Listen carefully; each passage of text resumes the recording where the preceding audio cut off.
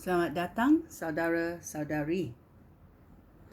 Dalam minggu ini kita sudah belajar mengenai nubat, iaitu ayat-ayat diilhamkan oleh Tuhan. Hari ini kita belajar mengenai garis panduan dalam mempertimbangkan nubat. Ada A, B, C, D, E, F, G lah. 7 lah.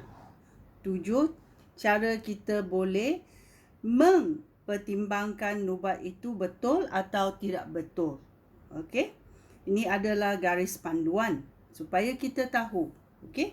A, nombor 1, iaitu ia tidak akan bercanggah dengan ayat Tuhan.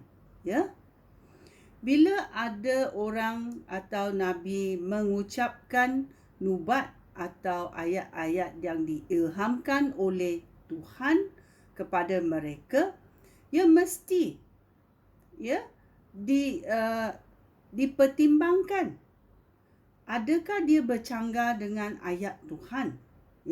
Kerana ayat Tuhan tidak akan dikelirukan dengan nubat. Kerana ayat Tuhan adalah ayat yang hidup dan apa yang dikatakan juga adalah benda-benda yang bersamaan dengan ayat Tuhan. Kerana Tuhan tidak boleh membuat benda-benda yang mencanggah, bukan dalam DNA dia. Okey? B, nombor 2, iaitu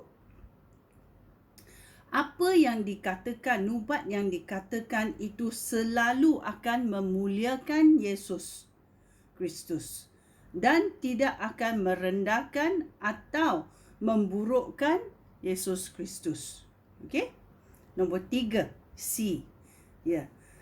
Selalu, ayat nubat ini selalu akan menegurkan seseorang,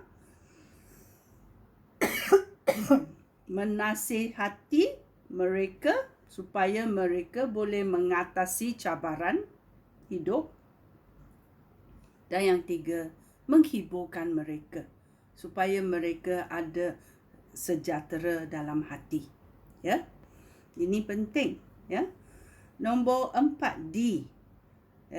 Kita mesti menjadi saksi, orang yang sudah lama percaya kepada penyelamatan Yesus Kristus, faham apakah arahan Tuhan, dan orang-orang ini boleh menjadi saksi bahawa apa yang dikatakan oleh Nabi ini betul atau tidak betul. Kerana mereka orang-orang yang matang, orang-orang yang mendampingi Yesus Kristus dan dipimpini oleh Roh Kudus, selalu tahu. Selalu tahu. Kerana mereka tahu hasrat hati Tuhan. Okey? Nombor 5, iaitu E. Ia tidak harus mempecah belahkan semangat perhimpunan di gereja. Ini garis panduan untuk mentimbangkan nubat ini. Bila nubat ini diberi dalam gereja, ia tidak harusnya mematah semangat perhimpunan, tetapi mengubah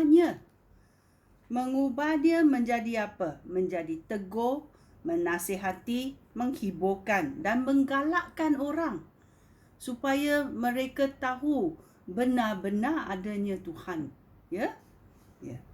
Okey? Nombor 6, iaitu F.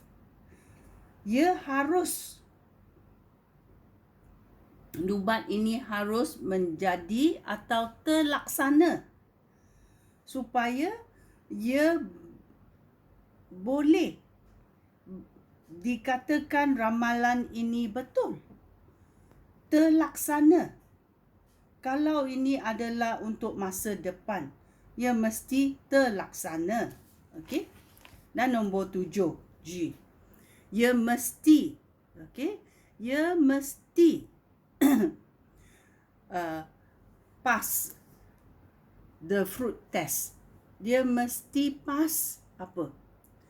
Buah-buahan, ujian buah-buahan. Ya, di dalam Matius bab 7 ayat 16 dia berkata, ya. Kamu akan mengenal mereka, iaitu nabi-nabi yang meramalkan nubuat, okey, melalui hasil perbuatan mereka. Beluka berduri tidak menghasilkan buah anggur, dan semak berduri tidak menghasilkan buah ara. Ya. Tetapi pokok yang subur menghasilkan buah yang subur, dan pokok yang tidak subur menghasilkan buah yang buruk. Pokok yang subur tidak dapat menghasilkan buah yang buruk, dan pokok yang tidak subur tidak dapat menghasilkan buah yang baik. Setiap pokok yang tidak menghasilkan buah yang baik ditebangkan lalu dibakar. Ini juga satu amaran. Ya. Nabi palsu berkata, ini adalah nubuat daripada Allah. Mereka berani bercakap. Apa akan berlaku? Dia kata, setiap pokok yang tidak menghasilkan buah yang baik ditebang lalu dibakar. Demikianlah kamu akan mengenal nabi palsu menurut perbuatan mereka, menurut karakter mereka, menurut buah yang mereka ada. Ya, adakah buah itu buruk atau buah itu baik? Ya. So kita mesti tahu bahawa apa yang dikatakan dalam garis panduan mengenai nubuat harus kita mempertimbangkannya, dan ujian buah ini sangat penting. Ujian karakter ini sangat penting. Kita mau tengok adakah orang ini baik buahnya atau tidak. Mungkin pada permulaannya kita tengok orang ini macam diurapi Tuhan dan dia ni rendah hati. Tetapi bila dia sudah jadi powerful, dia sudah jadi masyhur, karakternya tukar. Dia menjadi sombong. Dia menjadi macam mau cari duit aja. Ini berlaku betul-betul di dalam gereja juga. Ya. Dan kita ingat, apa buah ni? Buah ni betul ke?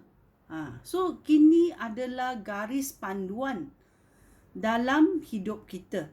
Dan dalam sesiapa yang mau memberi nubuat kepada kita, kita boleh tengok garis panduan ini. Supaya kita tahu ini betul ke tak betul. Adakah dia bercanggah dengan ayat Tuhan? Adakah dia memuliakan Yesus Kristus?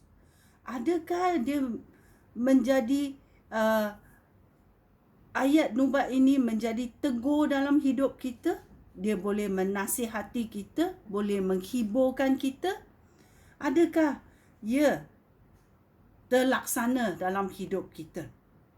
Adakah ujian buah itu baik atau tidak baik? Kita boleh mempertimbangkan garis panduan ini supaya kita tahu apa yang dikirimkan kepada kita, kata-kata yang diilhamkan oleh Tuhan kepada kita menjadi betul terlaksana.